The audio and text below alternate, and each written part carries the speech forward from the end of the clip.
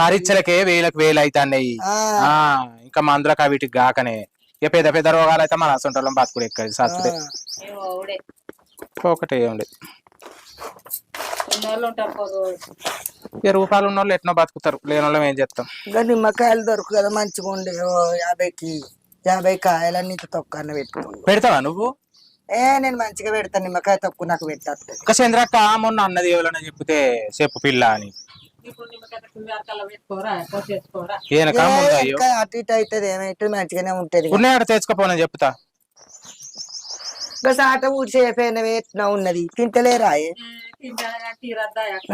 తీర్తలేదు కానీ ఊక కైకిలు పోతుందట, ఇది గంగ పోతుంది.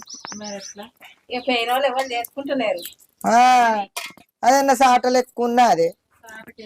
ఇగో ఎవరి దాళ్ళకి ఎరక మీకేంది, బాగానే మాట్లాడతారు.